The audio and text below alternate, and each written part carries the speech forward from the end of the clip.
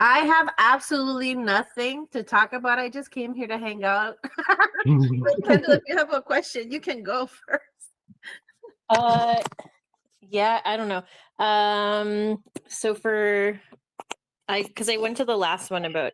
So this is, you want to talk about open mics? That's the I mean, thing. yeah, but last one ended up being very open micy. So if you've got questions around other shit, by all means.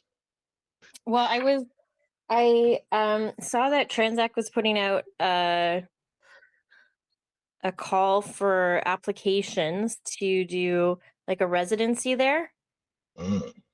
From October to March. So I was like, oh, because it's Danton, have you been next door at all? Yep. To the lab? Okay. Like it's wheelchair accessible. It's like all on the main floor.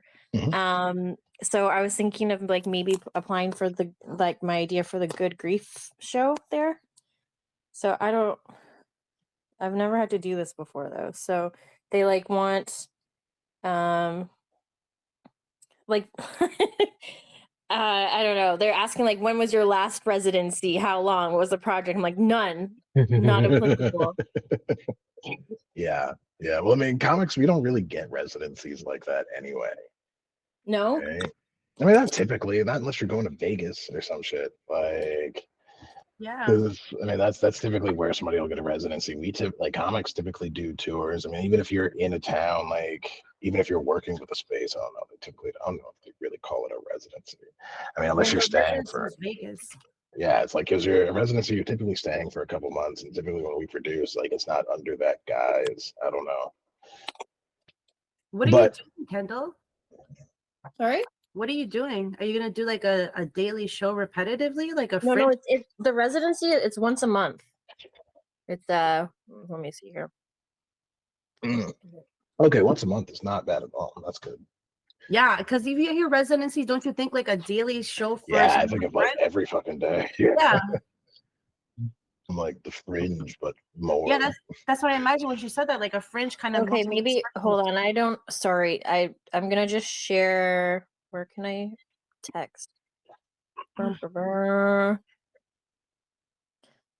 I'm gonna go on my computer because I don't even know how to type in on Google. BRB. All right. Cool. Did she just say BRB instead of be right back? She did. I can't with this generation. That's like people that say LOL need to be shot on sight. Just laugh. I mean, right? Can you imagine the day we're doing stand-up and people are like, LOL. Fucking kill myself. Oh my god! Well, like occasionally, like you'll get somebody in the audience be like, "That's so funny," then laugh. I don't, That's, I don't know why you're here. I don't know why you're verbalizing. It's so funny. Like, just tell me with their laughter. Okay. Oh god. I feel like okay. Sorry. I realized that the link that I was trying, I'm like, oh, but how do I get the link from my phone over to my laptop? Cool. Yeah, this is why I don't know if you ever heard of Telegram, but that's one of my favorite messaging apps, largely because it just makes it so easy to send shit from my phone to my computer and vice versa. Like it goes across. Is that right? Telegram? Yeah, Telegram. I use it like fucking Slack for everything that we do, pretty much. Just because A, it's free, and B, like you can. Isn't WhatsApp the same? I mean, it is, but WhatsApp's owned by Facebook. Yeah. Oh. And it's not like seamless across computer and. No, it's not as like if I drop something in my Telegram on my computer, literally 2 seconds later it shows up on my phone, and I just have to download it onto my phone. And like it keeps it, whatever links or files or whatever you send on there, like either to yourself or to other people, it fucking keeps like a cache of all of it. Unless you delete it. But like if you ever need a link that was like from a conversation that was like 5 years ago, it's still in your links. Like and you can just go to like a links tab for the conversation. It'll show you all the links you've ever shared. It'll show you all the images you've ever shared, files, all of that. I have to try it to see how it's different from WhatsApp because WhatsApp certain does that. Like I use WhatsApp to transfer pictures for myself or audio, whatever.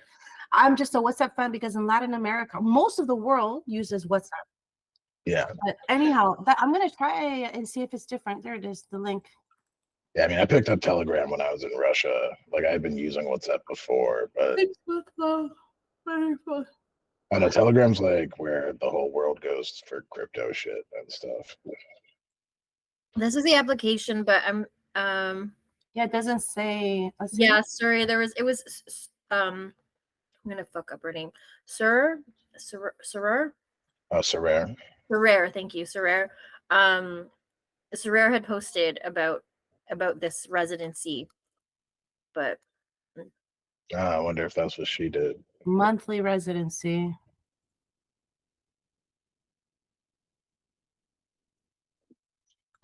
You know what? I mean, looking at the questions, just go heavy on the what will this do for you as an artist and what's the proposed activity. If that's strong, you might be able to bypass this whole like having experience doing a residency because you've never yeah. before, right? Because really, it's producing a monthly show that they're offering here. Yeah. Right? I don't know. You haven't done it before? I've never produced a monthly show. No. Okay. Are you doing this with anybody? No. Like there's this woman in LA that was giving me feedback from like she did one time a similar idea in LA. Mm-hmm. It's just a monthly show you're doing, right? Yeah. Yeah. Yeah, I mean, like it's Because they put the definitely word manageable. residency and it just makes it seem like this big thing, but it's just a monthly showcase, right? And yeah, you're basically agreeing to do the showcase from October through March. Like you're agreeing to do it for 6 months. 6 months. Yeah, that's the length of stay for this thing for that. Which is not bad. I mean, honestly, it's just you have a show for 6 months. Do they charge you? I don't think so. Oh, that's amazing. I was gonna say usually with a residency they don't. At least that's what I thought. That's what I thought part of like being a resident at the place was you get access to the space without having to pay for it. What's the capacity? I think 30 to 40. Yeah, so they have 3 different rooms, and I imagine they'll give you the small one. Mm-hmm. That was my first time going last week for the serotonin mic. That was my very first time. Did you like the Serare's mic or? Yeah. Does it have a stage? Yeah, it's cozy. Like it's a very cozy little space. It's even. Do they still have the couches in there? There is like cushiony chairs. Okay. Like some of them are just regular folding chairs, but then cushiony chairs as well. And then the bigger space, there was like banjo playing. There was like a musical show happening on the. Did you see? So you saw that was to the right as you walked in, where the people were playing banjo. Yeah, and you didn't go all the way to the back. Serare's is like around the corner, and that's when we went into like the smaller room there. What's in the very back? The very back is about 150 seater. Oh, wow. Like they've got 3 good spaces in there. So yeah, like it's great for them. Like they'll do, because I don't know if you know Hassan Phils, but when he last came through Toronto and he was doing his tour, he was doing a show there in their main stage, and it's like it's really nice. It's a really nice space. The Transact people seem to be cool. I haven't dealt with them much, but they seem to be nice. Yeah. Yeah, we're actually going to try to use some of their, like that second stage, the one where people were playing banjo. I kind of want to use that as a bar space for when we film, just because we're trying to keep everything in that neighborhood as much as possible. No, that's smart. But yeah, it's a great space, and I think you definitely should go for it. And like Michi was saying, definitely hammer down on like what it'll do for you, and be definitely focus on the fact that you want to champion an accessible show and how that is so rare in Toronto comedy. And literally, I mean, feel free to use us as their neighbor as an example of like we're a Toronto comedy club, but we are in a basement, as are so many others. And so many washrooms, because even if it's like accessible space, the washrooms aren't.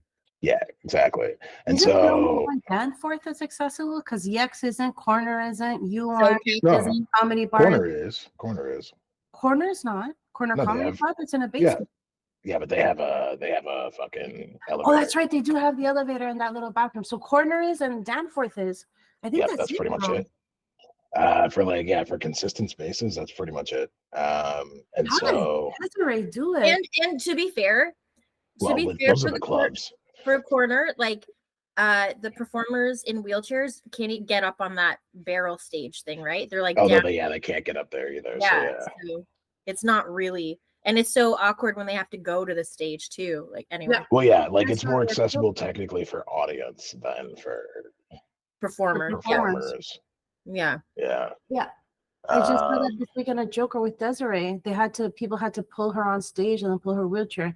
It was humiliating for her. You know, her ass was hanging out, her pants fell down a little bit. And I saw her just thinking, this isn't cool. You know, we need to do better. yeah, it's just there's so few actual spaces that we can take over these days. Like somebody hit me up to do. They wanted us to take over the Silver Dollar Room. Oh, that's a beautiful venue. I remember Yeah. going there. It's fun. It's gorgeous, but it was way out of our price range. Yeah. Like that started at they were saying it would probably start around like 18 grand a month. I'm like, I Whoa. can't do that right now. For what were they offering? Just a space, or like for like how can they justify 18,000? Well, I mean it's 160 seater, so that helps. Still though, you'd have to be cranking stuff out constantly. Oh yeah. Well, it's like I feel like if you play it right, 2 sold-out shows is like then you also like where the main crux for us not making money at the lab currently is we don't own the bar, and our current Do you get a cut or no? No, our current deal is no cut. We're renegotiating this fall, but our current deal is no cut, and so that's our issue. And so like having bar gives us a lot more leeway, and being the owner of the license gives us a lot more possibility for what we can do in promotion. But still, 18 is that's too much to be hanging over my head. Yeah. Every month, and that's like before even fucking paying any of the staff, because like a space that large, you need like I wouldn't be able to get away with just one staff. Like, yeah, no, that's wild. So yeah. Interesting. But yeah, this Transact thing definitely is worth doing. And I'll be putting like I'm working on stuff strictly for comedy producers. Basically just like guidelines and checklists of things you should and want to do. So yeah, once I got that finished, I'll slide it your way because it'll be of some use. Yeah, why? I was gonna ask Kendall, why do you want to start producing? It's just a specific thing I want to do, like a show, like Good Grief. So basically, have it where, like people they can talk about like bereavement or loss or death, and it's cool if the audience cries. Basically, like you know how sometimes if someone's crying in an audience at a comedy show, that'd be super weird. The comedian would probably point that out. You know what I mean? No, it's just like that's totally fine. We're gonna talk about death and stuff, and yeah. So it's not a comedy show. No, it is. It's a comedy show that you might also cry in. It's an interesting one. It's the full gambit of emotion. That's very interesting. It's art. I love it. Yeah. Yeah, I don't know. Like I had when I worked at the Alzheimer's Society, we had these like support groups for ambiguous loss, and it was interesting because like there would be like humor in things. People would be really sad and then laughing when they were like sharing like stories and experiences of things that had happened to them, like caring for their person. So it kind of inspired by that, and like just death can be funny and sad. You can. I see. No, I like it's gonna be an interesting mix. Yeah, a lot of people get into producing without knowing why, and or maybe with a wrong intention, and then it's bad. What do you mean? Like so I don't know. Some people think they're producing just to produce, like there's various reasons. It could be, for example, to get stage time or to do something for their friends or to Prove they can. yeah, I don't know. I don't know what I mean. I just feel like a year in having produced, Yeah. when I produce, I'm very clear about why I'm doing it, what my personal goal is for the production, because it requires so much work, right? That I think you really, if you're gonna do it, you should do it well and make the investment of the time and like do it properly. And so my point is that I think a lot of people too, they're just like, oh, let me put on a show. And then the other thing that's frustrating is that the market gets saturated and with bad shows. And then if people keep going to bad shows, they're not going to want to come because they can't really filter out the bad from the good ones. Yeah. So I think the fact that production is kind of like the Wild West, like anybody can get into it and anybody can do anything, it could be a good thing, but it's also, I don't know, maybe it's not a big deal, but it's just one of the things that a few people have come to me and asked me about production. I'm like very transparent about the implications of doing it, how much work it is, and to really be clear about, if you're doing it, why. Because it's, if you don't have a good why, then don't do it, bro. Just let other people do it.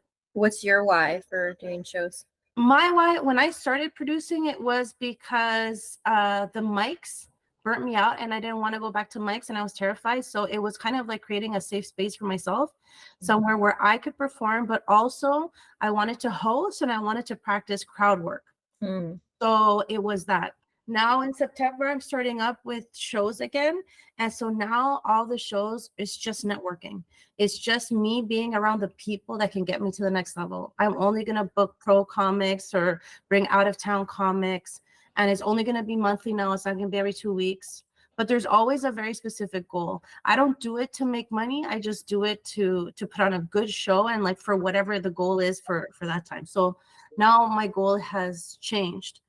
And and still I work on creating a good experience for the audience too. So, but it's so much work, Kendall. Oh my God, it's so much work. Yes, producing a show is a lot of work. A lot of people, like, I mean, the brass tacks of like putting together a lineup and finding a space, that part's not the hard part. It's fucking actually getting people to come. It's managing your acts and making sure the show runs smoothly, and fucking, that's a lot. But it's not impossible, and I'm not trying to scare you away from doing it. It's just, it's definitely an undertaking getting into production. 100%. And like, yeah, because it is good to have a goal when you start something. Because like, even when I started producing here in Toronto, I mean, like, I'd been producing for a while just to be able to have spaces to do shows, because that was just the situation in some cities. But then when I got here, my goal when producing was to create a space that wasn't like every other one in the fucking city, that gave priority, and just like safe space to minority comics. And so that was the point of all the shows that I started doing, and then that carried over into the lab when it started.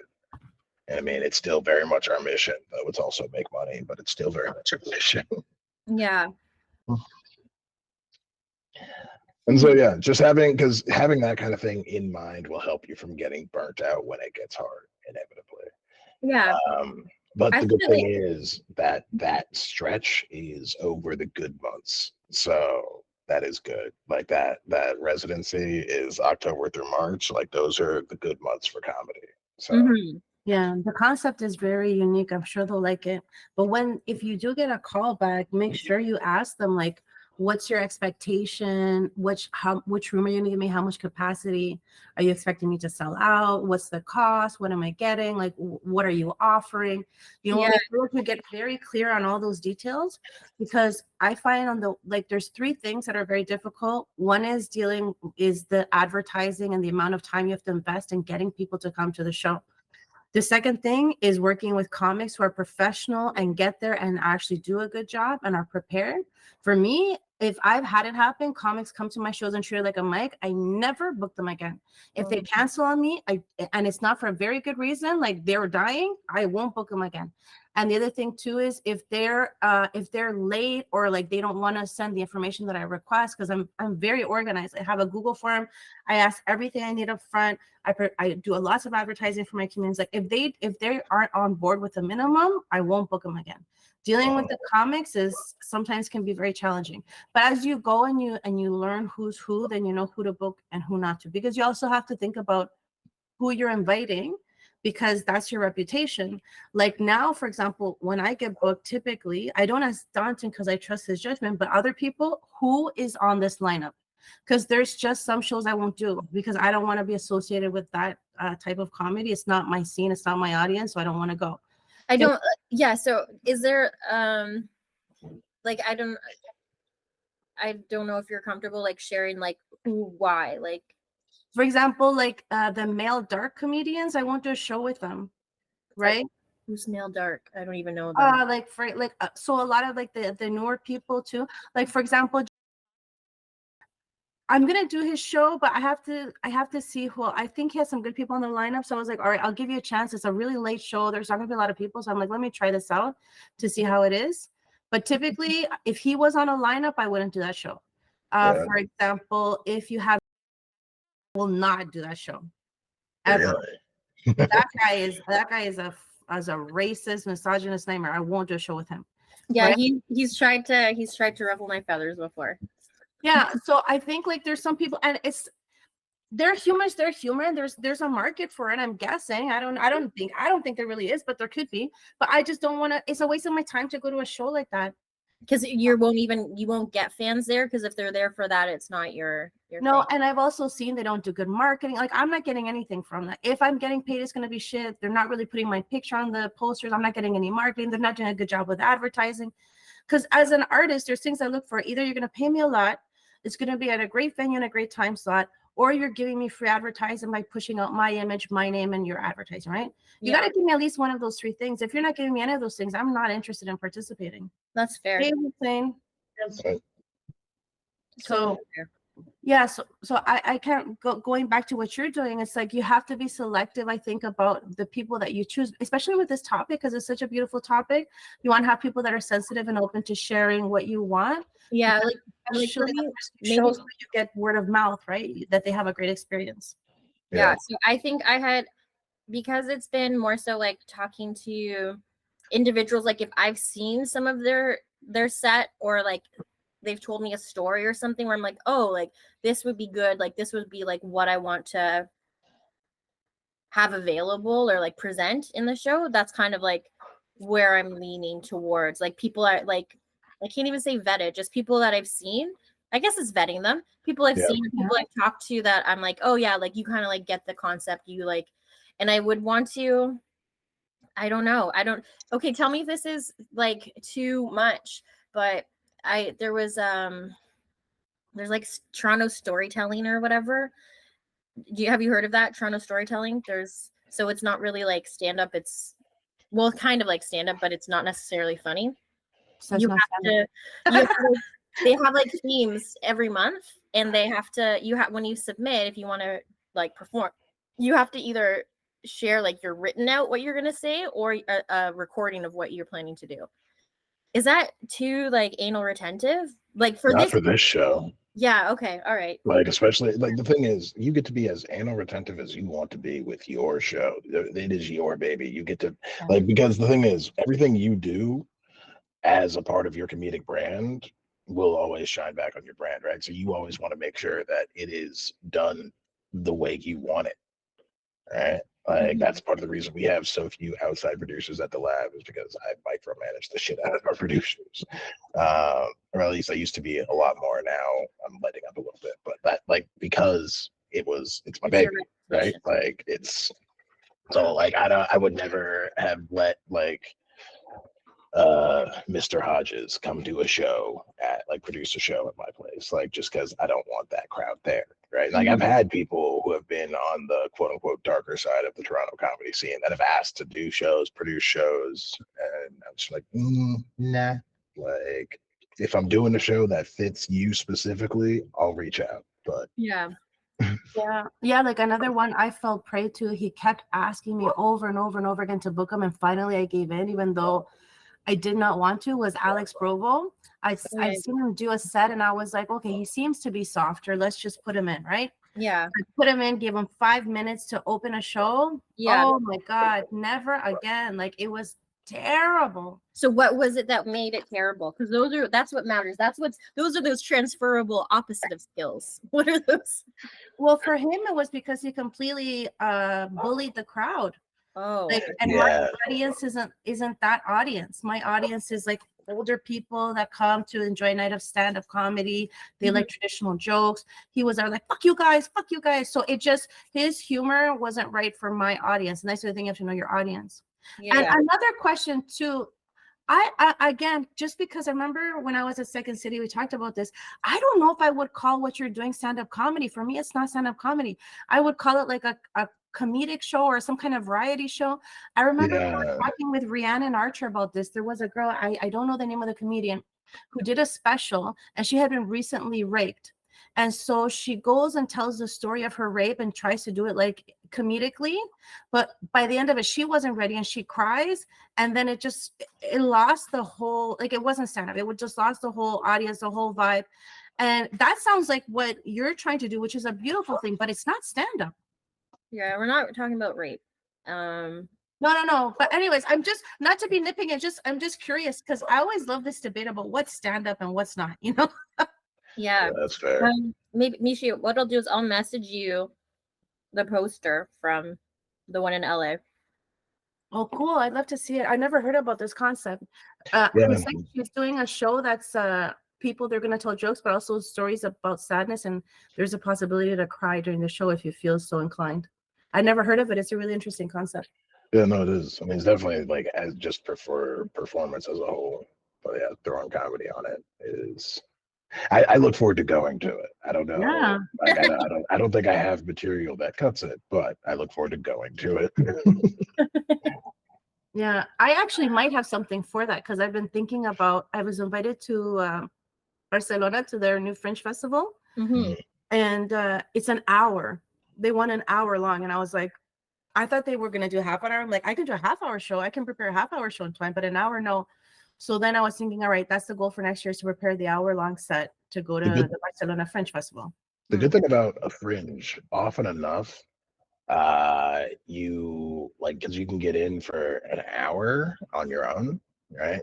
But you can also be like, all right, yeah, we're gonna do right? Well, yeah, you're gonna do like Nietzsche and Friends, and so you'll do 20 minutes, and then because there's always other comics that are there, so it's like you'll do 20 minutes, and you'll find other comics that are around that will fill. Like you'll find just 2 other comics that fill the other two 20-minute slots, and boom, you got an hour. Smart. Because I was gonna do that for Edinburgh. Me and Peter were gonna go as the base. We were just gonna do the Comedy Lab at Fringe. Yeah, they told me I could split it with someone else 30 minutes each. Yeah. But yeah, I'm gonna leave it for next year. I'm not prepared for it. I want to go do a great job, and so what I want to do that I've always thought about is to write a special about my journey through comedy because it's actually a very sad story with a very happy ending. So I think it will really resonate with a lot of people. But there is a component of it that's quite sad. So. So there you go. That's where you get to. My dog died. No, I'm joking. It's sad. So, anyways, but yeah, cool. Okay, cool. Dope. Yeah, we'll definitely, like I said, I'll get you that the producer's guide once it's finished. Thanks. Hussein, how's it going? Got any questions, bud? Yes. What's the theme for this week? Is open mics? Technically, yes. Okay. I mean, we veered off into production a little bit, but show related. Okay, yeah. Sorry, I'm late. First of all, It's all good. If you give me a minute, I'm sure I will think of a question. Actually, so I was rewatching. Thanks for sending the link for the last session. I guess I'm still trying to understand when I should be trying out new material at open mics versus like trying to like kill otherwise. Right now? Yeah. you don't really have to worry about trying to kill. You're still under your first year. Like, don't worry too much about trying to get booked and stuff. Just worry about trying to find your voice on stage and get funnier. In your second year, when you're really trying to start to get booked more, that's when you focus on having your mics to kill and your mics for fucking around. Okay. But like over this next year is the time where you figure out which mics are what, you know? And so, like we were saying last week, figure out what mics you like going to and like what scene you really want to fall into in the comedy scene. And then figure out among those mics, which is the one you want to showcase at, which is the one you want to fuck around at. Mhm. So And, how do you? it might be different nightly. So, Okay, I was gonna ask that because I feel like how do you know what's what? I mean, well, the thing is, like, knowing which is which. I mean, like, because for like the lab, I think of our mics as like potential showcase mics because I'm sitting there, Mickey's sitting there, right, most of the time, and there are other producers that come through the room. So if you kill it enough in front of me on the mic, I will start booking you, right? Because like there have been some people who they started relatively recently, but they came to the mic religiously and fucking smashed consistently. And I was like, all right, fuck it. Yeah, you're under, like, they're under 2 years, but like, they've been fucking killing it. So I'm like, I have faith that you'll do it in front of an audience. I booked them. They did that in front of an audience. So I'm like, all right, well, then you've proved me correct.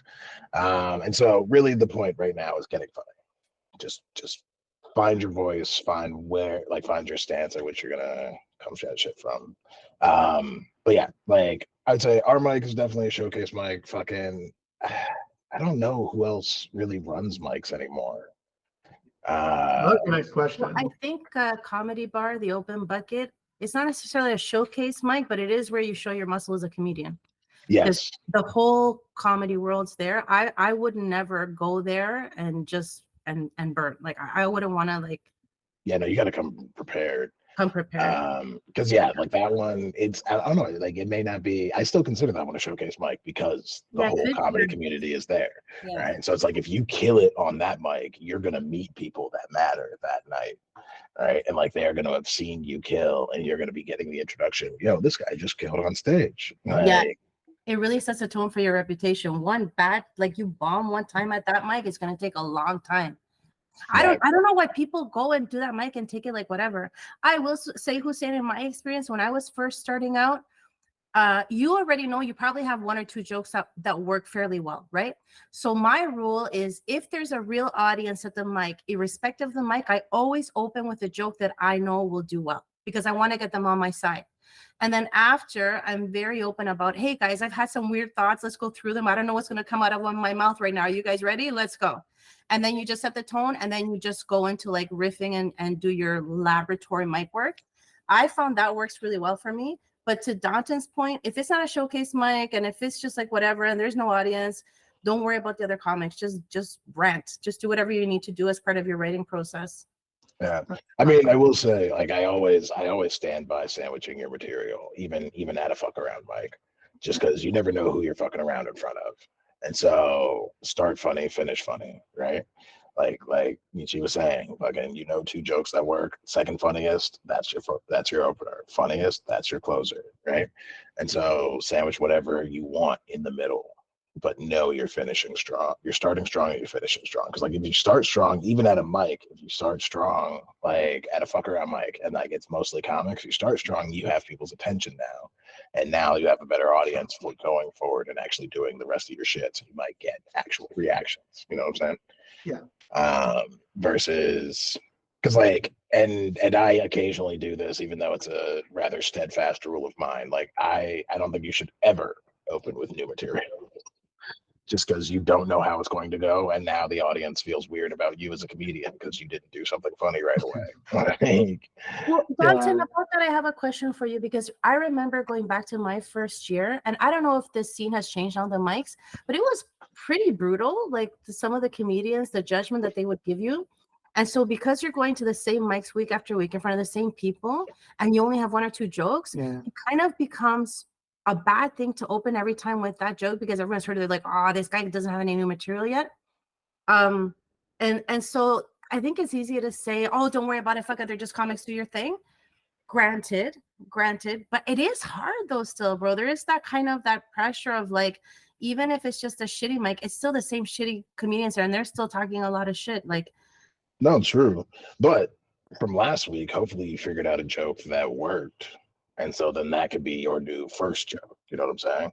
Like, it doesn't always have to be the same joke that works, but it should always be a joke that works. yeah. And so if you're progressing and you're writing the material and you're like, all right, I know the first part of this joke works, so I know that part's gonna get a laugh, and I wrote this whole other second part, so we'll start there because like I know the first part works, you know. And so that's where you're using your mics to build actual material. Is like you're like, all right, this worked, fuck it, I'm gonna change that to first now, and now like you can throw the other part that works, you know, somewhere in the middle, or you can leave it out for this week, you know. You're racking up things that you know work, and being able to throw your jokes in different parts of your set, especially when you're still in the mic phase, helps you get used to kind of like the mental dexterity and getting used to fucking cycling your material in different spots. I have a. Oh, sorry. You. Never mind. Hussein has his hand up. Oh yeah, I just asked once. You can go next. Oh, okay. Michi, I'm curious. So for the bucket show the other night, do you like? I thought that there's a lot of very funny people there, like strong people, but I felt like the crowd wasn't as like they were more reserved than I would have thought for how funny the people were. I don't know what did you feel like? Because I saw like your your area code 1. I saw it at Tonight Bar, right? The whole bar paying attention, laughing. The whole bar was paying attention to not just you but everyone, and I'm like, why isn't the people laughing as much? Did you notice that or no? Like, it's because it's Comedy Bar. Because I'm gonna tell you something, it's so funny. There was an audience at Tonight Bar, right? Yeah. So there wasn't, when you're at Comedy Bar, it's 95% comedians, like the whole comedy world is there. So when you go up and you do well, like the fact that I got as much laughs as I did at Comedy Bar means that's a killer bit. Like that's a killer bit. Because people are there listening to you and thinking, why didn't I come up with that? Thinking about a way that they could do it better, and being very like, it's a very critical vibe, and they're listening to learn than to enjoy for the most part, right? So it's a total different vibe. That's why they always say when you go to a mic, if you get a giggle from a comedian, that's a full out laugh from an audience member. That's why Comedy Bar, it's the fact that I did as well as I did with that bit at Comedy Bar. Like, not only did I get laughs throughout and lots of them, the host commented about it after the fact, like the whole time. That for me, that bit is gonna kill. That bit is going in. I'm gonna continue to hone that bit until it's perfect. There's absolutely something there. And so this is a thing when you go to a mic, and what I was alluding to before, you have to understand and take it in a different way.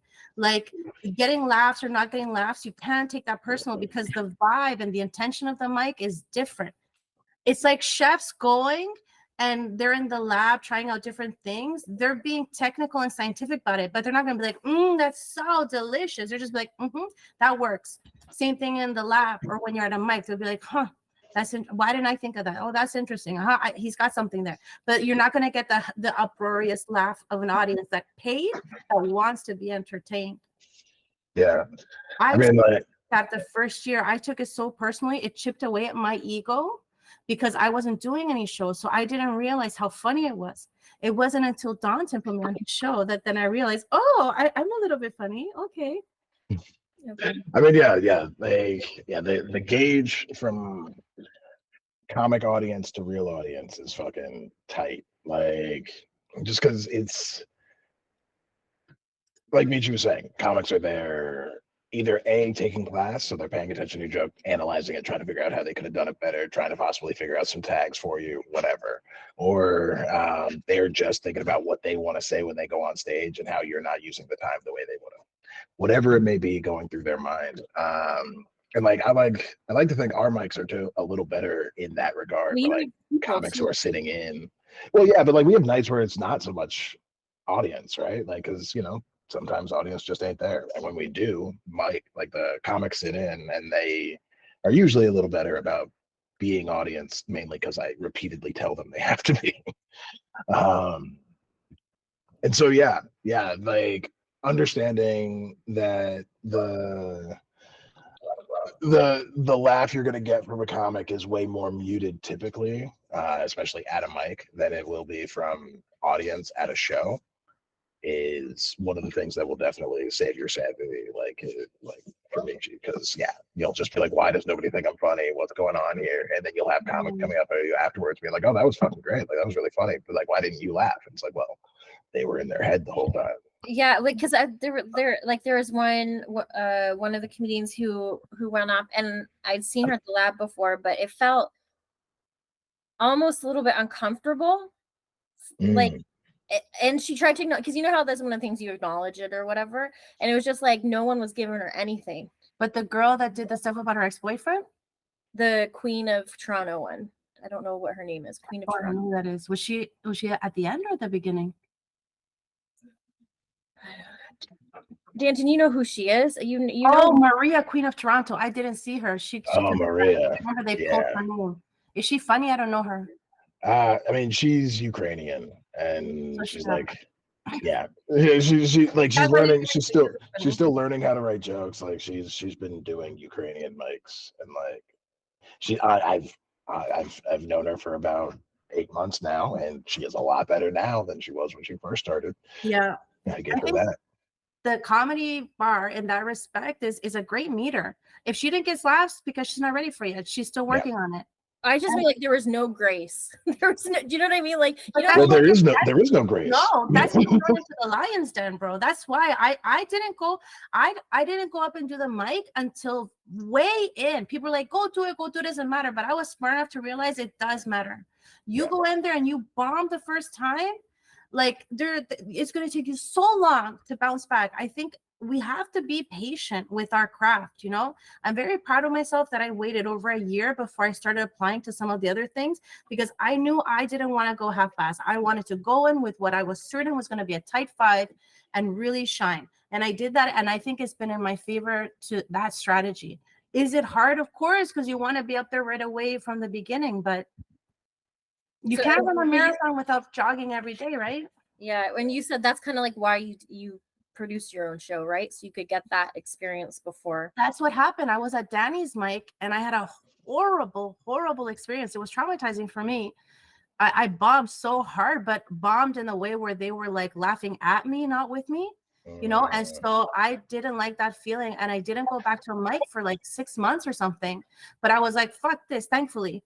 I didn't just stop. I stopped for maybe a month and I was like, no, you know what? Forget it. And then I started producing. And then I started doing twice a week and doing my own show. And then I started doing my own open mic. So I created my own safe spaces. But that's a lot to go through to continue to perform. But that's how committed I am to comedy. But again, I share my experience because if I had had the confidence or the knowledge that I have now, I would have realized it doesn't mean anything. It's just part of the process. I'm allowed to be this bad. That's what I'm doing. That's the point of it. Yeah. You know, and me being bad is not something to laugh at. These people are being assholes. It's just that didn't work. Okay, we'll try it different next time. Right? It's just about going through all the failures to get to the win, right? You got to go through the joke in so many variations to figure out which is the best variation. So hopefully the community is like a better space. And to your point, Kendall, we're so lucky to have the Comedy Lab because it's a very special space. That Mike is always supportive. And typically if you go out early, you're going to get a bit of an audience. That's why you can see someone like this girl go there and do well, because people are very kind at the lab, which is not the case. Comedy bar, that bucket is a den of wolves. So you have to be prepared when you go there. But yeah, like I created the lab specifically to be the antithesis of that. Like I wanted it to be a warm space, and like we've worked at maintaining it. And so yeah, like it's unlike everything else you're gonna find for the most part, unless somebody is specifically curating their space. And like there are a lot more like safe space mics or particular space mics or whatever. But even then, like unless you're pushing supportiveness, you know, yeah, you're not going to really get it. Okay. Oh, I he think did have Faye that was chick. like, "Oh, I'm not good enough for this call. Let me leave." He said he had to cut to a work meeting, which is fair. I mean, we were pretty much out of time anyway. He had one last question. I was going to take it, but he had to go. So It's so goodbye. sweet that they're raising their hands, like adorable. I was Who's like, on yeah, you know tonight? Who's on tonight? You have a good lineup tonight. I think I saw. I mean, I had a good lineup tonight. Most of it failed. What? And to be fair, it's fine because we don't have any tickets. So, like, yeah, we've got nothing for tonight.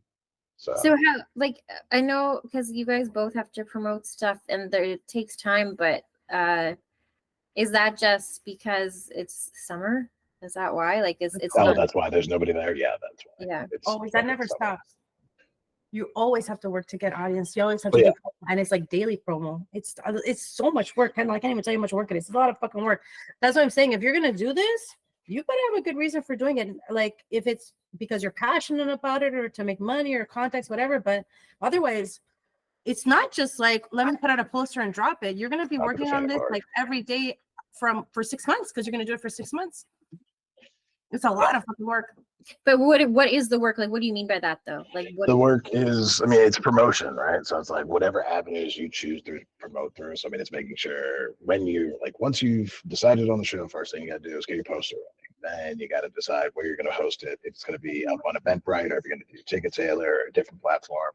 Then you're going to decide how you want to market. So you're going to go mainly through Instagram and Facebook, which is what most comics do. And then are you going to advertise on Eventbrite? Are you going to advertise? Then you got to make sure it's up on like BlogTO, Now Toronto, Now Playing Toronto, fucking every free messaging board. Then when you're promoting the show, once you've got all of that taken care of, you're going to promote it pretty much every day. You're going to be posting about it on your Instagram. Then you're going to be posting about it on Facebook. Then you're going to be posting about it wherever else you can find a place to post about it. Then if you're going to do offline marketing, you have to print posters. You have to decide where you want to print your posters. You have to have a street team to help you put up your posters.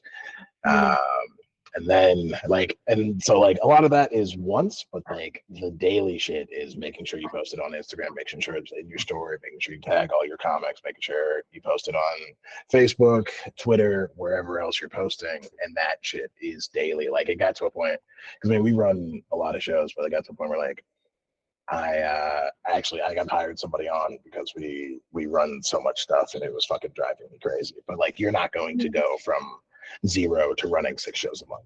So like that's going to be a large part of like what will make it so chaotic. And like I said, I'm putting together the producer's guidebook. So you'll have that to go off of, which is something I never had. So it'll make it a little easier. You'll have like a checklist of things you know you need to do, and then it'll be like your daily things. And honestly, I'm half creating it so I don't forget shit to do. So yeah, but like we'll be there to help you out and make sure that you don't get lost in the weeds of it. But it is a lot. Like a lot of people jump into it and think like I've had producers come to the lab and be like, oh, all I got to do is put up the poster once and like put it in my story every day and like maybe tell some friends. And it's like, no, you need to be emailing everybody you know. You need to be messaging all your friends directly. You need to be posting daily. You need to be posting in these specific Facebook groups daily. Yeah. And so. And I did the extra work too, because I was doing them a month apart at one point. Different ads. So I'm not only doing one poster the way Danton does, which is fine because he's doing it weekly, but I was getting clips of all the comedians, clips from past shows, creating new content. So the content would change like several times a week. And then it was posting it like he was saying. And so it's not only paying an ad. So you first is getting your lineup, then it's getting all the information from them, then it's creating the poster, then it's creating all the other content you want to have, putting it up on all the different platforms. And then once all of that is done, you have to start with like the whatever your schedule is to post, which should be daily, which you're doing Instagram, TikTok, Facebook. Then you're doing, I do WhatsApp, you're reaching out to your personal contacts, talking to people if you're flyering, and then it's in the Facebook groups. The Facebook groups are so important. You have to post on there like all the time, several times a week, right? And then when you're halfway through, you have to start the cycle again for the next show. because everything so even if you're a monthly, you're working on 2 weeks difference, right? Mhm. Like you have to be ready for the next one. When this one ends, you have to have everything ready to go with the next one. So there's no gap because you need a month of promo time for a show. Yeah. And so basically, like producing, we call it producing, but it's basically a crash course in marketing. 100%. Now the other thing too is especially when you're working with a venue like Transact, which I'm assuming doesn't have a clientele for comedy, so you don't get any breaks. I was working Capone's; they didn't bring in anybody. It was all me. That whole audience was 100% me. If you work with someone where Comedy Lab or Comedy Bar, they have their own mailing list and they're ready or known for that, so they will help fill in some of those seats. It's still your job to fill it up, but they will help, right? You're not going to have any help with this venue. It's going to be like a lot of work. So those are things that I think about too now, because I did Capone's. I'm only working with comedy clubs now, just because I'm kinder to myself. No, and that's fair. And like there's a lot to go with that. Like I would say, and there's like the differences in how venues work, because it's like Comedy Bar, they are a big help because they have their comedy reputation and like their marketing goes out on its own. But when you work with them, you never get your emails, you never get the information from the people that like bought your tickets, so you can't retarget them, right? And that's like, if you're just looking for a space to do a show, great. But like if you're looking to build a following and make marketing easier as you go, it's not the best way to go. Yeah. Just because like it doesn't, you don't get any of the marketing metrics that you need to be able to continue marketing the next show, right? That's Like the only thing I liked about doing it myself. I had the mailing list you and I get could do the everything. marketing. And like when you work with us, is like if you ask for the like, 'cause we keep all of it, but it's like if you ask for it, we'll give it to you. Like we'll give you all the information from all the people that like hit you up, and some people take it, some people don't, but at least you have the opportunity to take it. Mhm. So much work, and don't think about it. I'm just doing today. I'm gonna drop my poster for my next show, but I'm like, oh my god, I'm listening to myself. Like, why am I doing this? Yeah, like as I'm telling you, I'm like, I do this professionally. Why? Anyway, but like, yeah, you put all the effort in, and like you can still end up with a day like today where I have nobody for my paid show that I'll probably be canceling, and then we have tickets for the open mic, which is free, but that's because it's free. And so Yeah. all right. Well, I'm gonna go take a shower. I'm gonna see if I'm gonna go first downtown, and then I'm gonna go like to Danforth, and then I'm gonna go to yours, Duncan. So hopefully I'll see you later. all right, word. I'll catch you at the mic. Thanks, guys. Yeah, no worries. Bye. Good questions. Appreciate y'all.